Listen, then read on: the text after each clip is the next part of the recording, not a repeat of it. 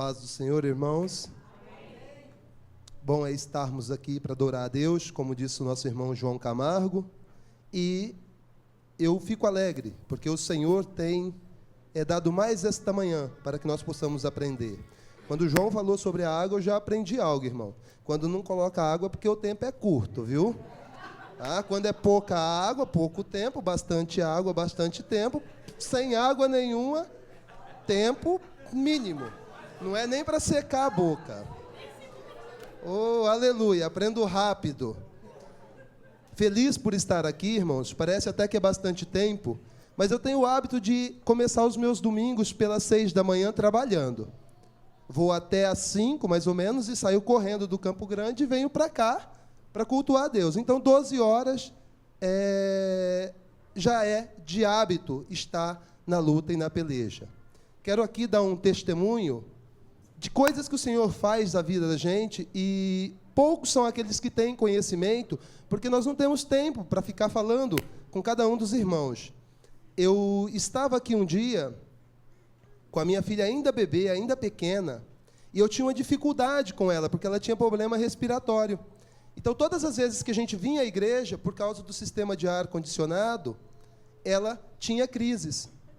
E aí a gente decidiu assim, olha, nós vamos minimizar o tempo, porque todas as vezes que nós vamos à igreja, a Bianca acaba ficando um pouco mais debilitada. E eu fui colocando isso na minha mente. Só que chegou um dia que eu falei, não, está tudo errado. Se tem um lugar que essa situação pode ser revertida, é na casa do Senhor. E chegando do serviço, eu falei, olha, troca, Bianca, porque hoje nós vamos. Ela estava dormindo, ela ainda era bebê, né? E nós vamos para a igreja.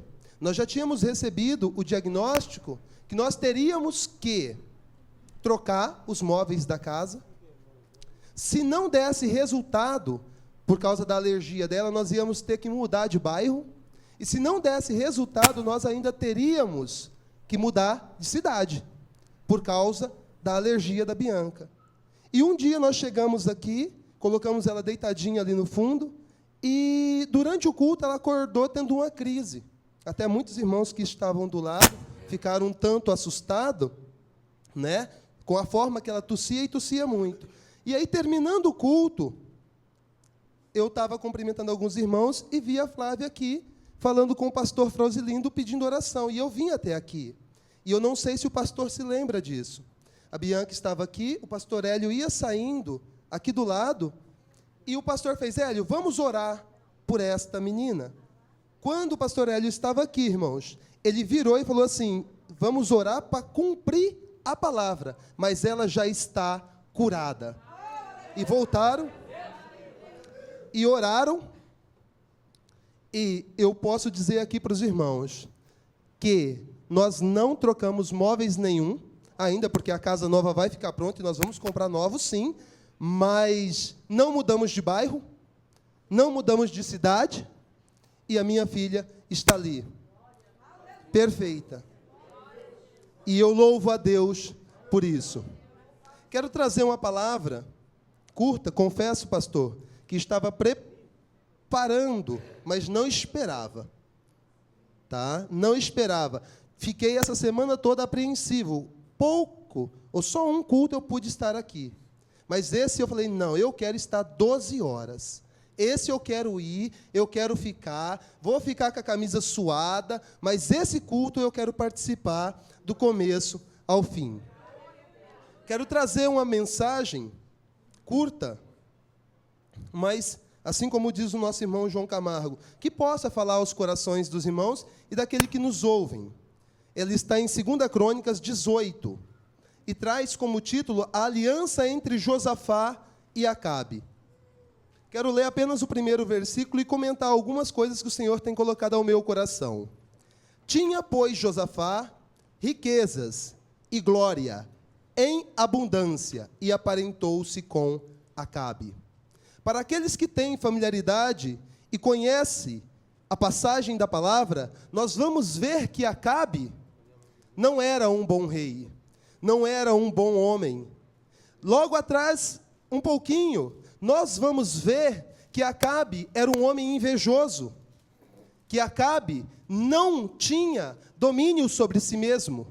Olhava com inveja as coisas alheias, as coisas dos outros, e era um mau rei. Tanto é que, quando ele olha a vinha daquele homem, de Nabote, servo de Deus, e quando ele vê aquela vinha, que a princípio, irmãos, parece ser uma vinha pequena, uma vinha simples, mas aos olhos de Acabe era uma vinha maravilhosa, e não é para nos surpreender. Por que a vinha de Nabote era tão bem vista por Acabe? Porque Nabote era um homem que temia a Deus. E por mais que pareça que a sua vida é uma vida simples, por mais que pareça que aquilo que você tem não tem valor, saiba que o inimigo ele fica rondando, querendo tirar aquilo que o Senhor te deu.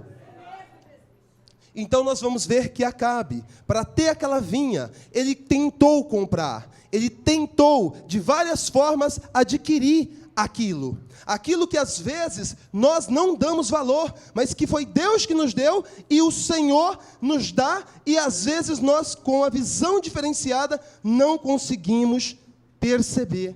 Mas o inimigo, ele sabe do valor que tem. Esse simples momento de nós estarmos aqui, com total liberdade de expressão, é algo que muitos dos nossos irmãos aí fora não têm. Essa liberdade de dar 1000 glória a Deus, como o João estava dando aqui, está dando? São poucos os lugares que nós podemos fazer isso, com liberdade de expressão e, caso alguém não saiba, tem até igrejas evangélicas que proíbem de se manifestar assim dentro do templo, dentro do santuário. Então, são coisas como essa vinha que Nabote adquiriu e que, aos olhos de Acabe, era boa. E que nós vamos ver que, por causa dessa vinha, Jezabel manda matar, e presenteia Acabe com essa vinha. Agora, nós vamos ver também que Josafá era um rei temente a Deus. Ele era um rei na qual servia a Deus. Só que, aqui no primeiro verso do capítulo 18, fala que ele se aparentou a Acabe. Um pouquinho atrás nós vamos ver, irmãos, que Acabe não era nada bobo. Acabe, ele faz aliança com aquele que tem mais que ele. Parece simples esse aparentamento, ou essa colocação da Bíblia. Mas nós vamos ver que Josafá tinha um exército com quase 1 milhão de homens. Homens valentes, quase 1 milhão de soldados. E Acabe queria ir à guerra. E nada melhor do que fazer aliança com aquele que tem um soldado de homens valentes. E um grande exército. Só que tem duas coisas para frente, um pouquinho do texto, que me chamou a atenção. E isso tem envolvimento direto com a gente.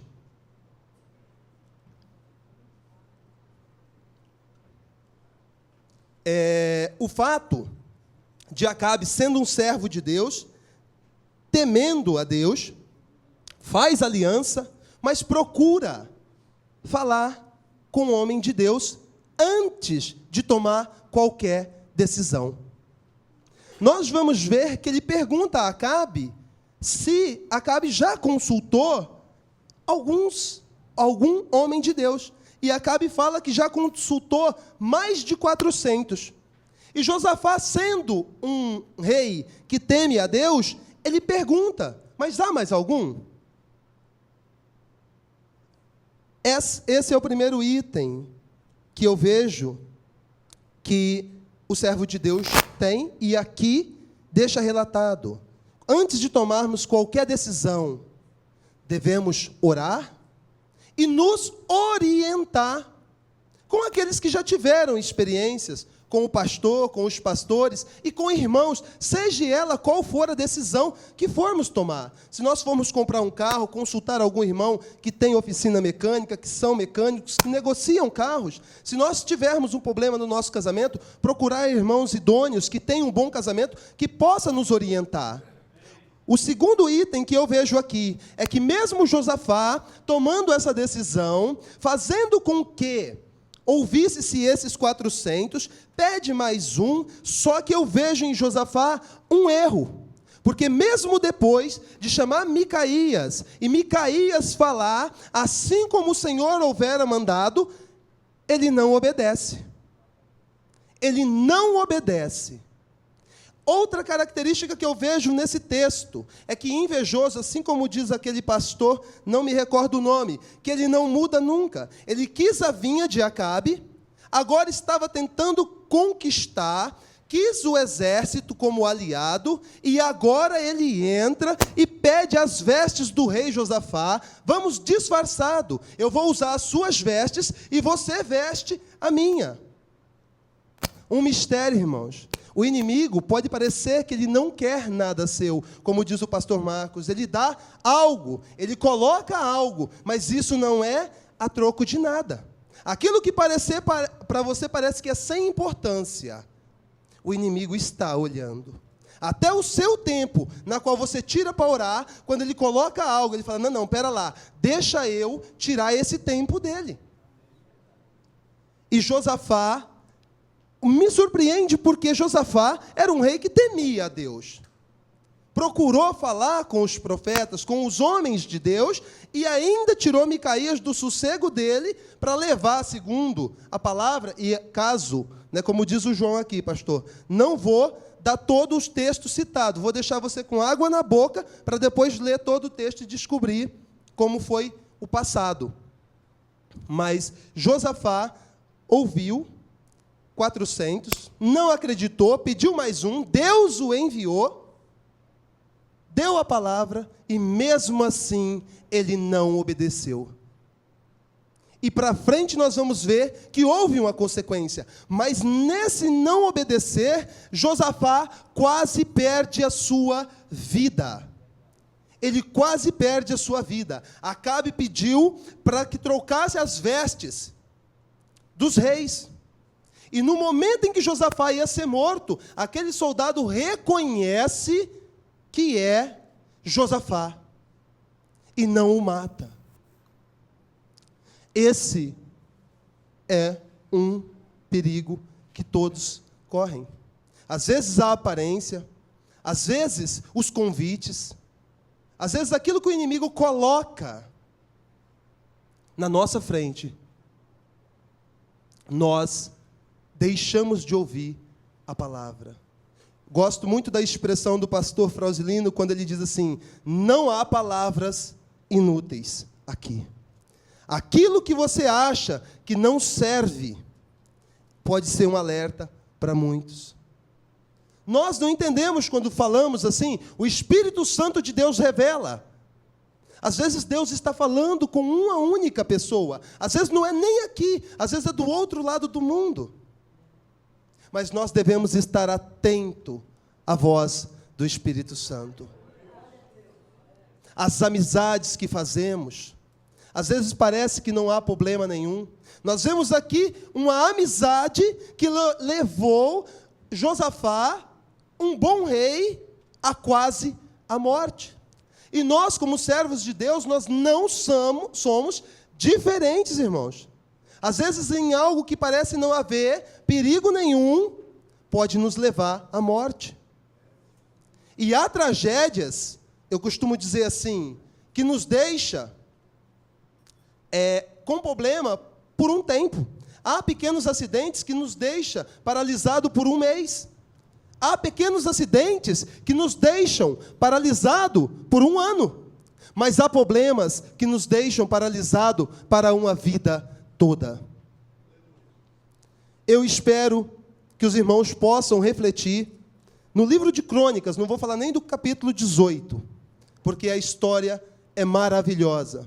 E que continue servindo a Deus, e que continue fugindo do mal, e que continue tendo conhecimento e graça para não nos aparentarmos com aquilo que aos nossos olhos pode parecer bom, mas que não agrada a Deus.